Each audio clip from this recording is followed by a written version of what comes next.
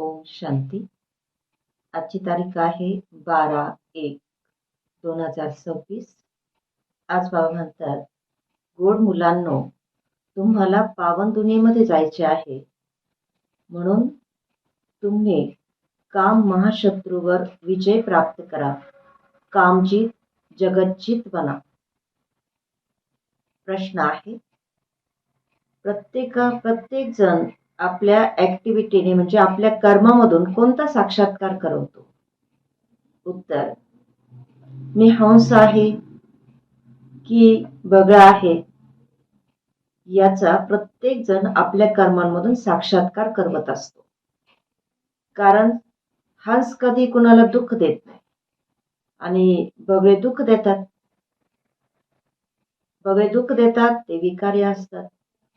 तर तुम्ही बच्चे सुद्धा बगळ्यापासून हंस बनत आहात. तुम्हाला पारसबुद्धी बनणाऱ्यांच्या बच्चांचं कर्तव्य आहे की सर्वांना पारसबुद्धी बनवणं. ओम शांती. जेव्हा ओम शांती म्हटलं जातं त्यावेळेला आपला स्वधर्म आठवणीत येतो. घराची पण आठवण येते, परंतु घरामध्ये बसून तर राहायचं नाहीये ना. बाबा मुलांना आपल्या स्वर्गाची सुद्धा आठवण करायला सांगतात. ओम शांती म्हटल्याने संपूर्ण ज्ञान बुद्धीमध्ये येतं की मी आत्मा शांत स्वरूप आहे.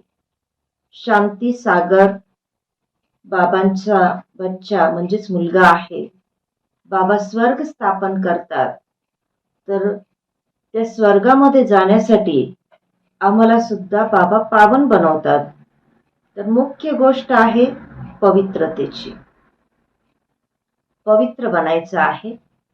दुनियाच पवित्र आणि अपवित्र बनते.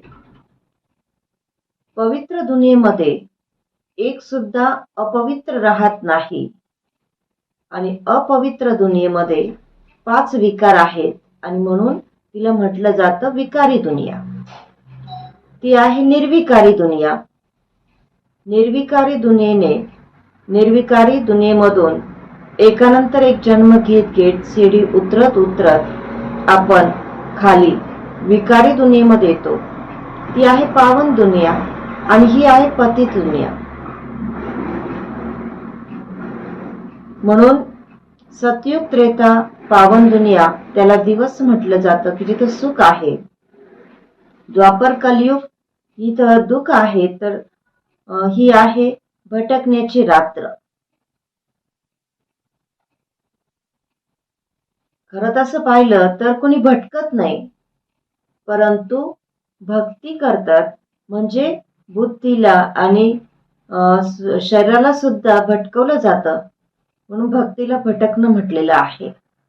बाबा म्हणतात, तुम्ही इथं आला आहात सद्गती प्राप्त करण्यासाठी. तुमच्या आत्म्यामध्ये सुद्धा खूप पाप होते, 5 विकार होते. त्याच्यामध्ये सुद्धा मुख्य आहे काम विकार, की ज्याच्यामुळेच मनुष्य पाप आत्मा बनतात. हे तर प्रत्येक जण जाणतो की आम्ही पतित आहे आणि पाप आत्मा पण आहे. म्हणजे आपल्यामध्ये प्रत्येक जण बाबांचा बच्चा हे जाणतो की आपण पतित आहे आणि पापात्मा पण आहे. आणि म्हणूनच आपल्याला बाबांची आठवण करून पवित्र बनायचं आहे. काम विकाराच्या मुळेच आपलं क्वालिफिकेशन जे आहे, जे आपली डिग्री कमी झालेली आहे. म्हणून बाबा म्हणतात की काम विकाराला जिंका तर तुम्ही जगज्जीत म्हणजेच नवीन विश्वाचे मालक बनाल. मग बाबा म्हणतात की पावन बना तर पावन दुनियेमध्ये जाल. आत्मा जर नसेल तर शरीर सुद्धा इथे राहू शकत नाही, रिस्पॉन्डही मिळू शकत नाही. आत्मा जाणते की आपण खरे तर पावन दुनियेचे रहिवासी आहेत, म्हणजे शांतीधामचे रहिवासी आहेत. आणि आपण हे जाणतो की ही कलियुगी दुनिया जी आहे ती पतित दुनिया आहे. सतयुगी दुनिया पावन दुनिया आहे की जिला स्वर्ग म्हटलं जातं. तर याची तुलना ही संगम युगामध्येच करता येऊ शकते. बाकी कोणत्या युगामध्ये स्वर्ग आणि नर्क किंवा पतित दुनिया, पावन दुनिया यांची तुलना आपण करू शकत नाही. बाबा म्हणतात संगम युगामध्येच तुम्हाला सर्व ज्ञान मिळतं. पवित्र बनल्याने तुम्ही 21 जन्मांसाठी स्वर्गाचे मालक बनतात आणि ती आहे पवित्र दुनिया. पवित्र दुनियेमध्ये कोणी पतित होऊ शकत नाही. 5 विकारच नाहीये तिथे, म्हणून ती आहे वाइसलेस वर्ल्ड म्हणजे निर्विकारी दुनिया. आणि ही आहे विशेष वर्ल्ड म्हणजे विकारी दुनिया. बाबा म्हणतात ब्रह्मा बाबा म्हणतात हमको सतयुग की बादशाही मिलती है तो हम एक जन्म के लिए क्यों नहीं पावन बनेंगे. बाबा म्हणतात की एका जन्मासाठी सतयुगाची बादशाही मिळणार आहे तर का नाही 21 जन्मांसाठी सतयुगाची बादशाही मिळणार आहे तर का नाही एक जन्म पावन बनणार. तर ही म्हणजे खूप मोठी जबरदस्त लॉटरी आपल्याला मिळते. किती खुशी व्हायला पाहिजे. देवी देवता पवित्र आहेत ना. अपवित्र पासून पवित्र सुद्धा आपल्याला बाबाच बनवतात.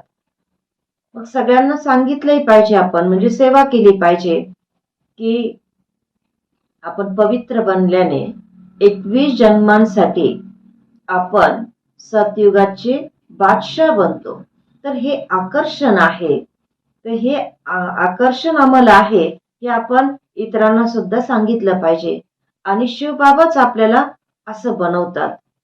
बाबा म्हणतात की तुम्हाला आता पुरुषार्थ करून उच्च पद प्राप्त करायचं आहे. पण जर तुम्ही विकारामध्ये गेलात तर तुमचं पद भ्रष्ट होईल. तुम्ही सूर्यवंशी चंद्रवंशी म्हणजे संपूर्ण सृष्टीचक्रामध्ये तुम्ही अगोदर सूर्यवंशी बनतात, त्यानंतर चंद्रवंशी, मग द्वापर युगामध्ये वैश्यवंशी, कलयुगामध्ये शूद्रवंशी बनतो आणि त्यानंतर या संगम युगामध्ये आपण पुन्हा ब्राह्मण बनतो. तर असं हे संपूर्ण चक्र फिरत असतं हे तुम्ही जाणतात. दुनियेमध्ये तर म्हणतात की कलियुग हा 40,000 वर्षाचा अजून बाकी आहे. म्हणजे खाली उतरत चाललेत ना.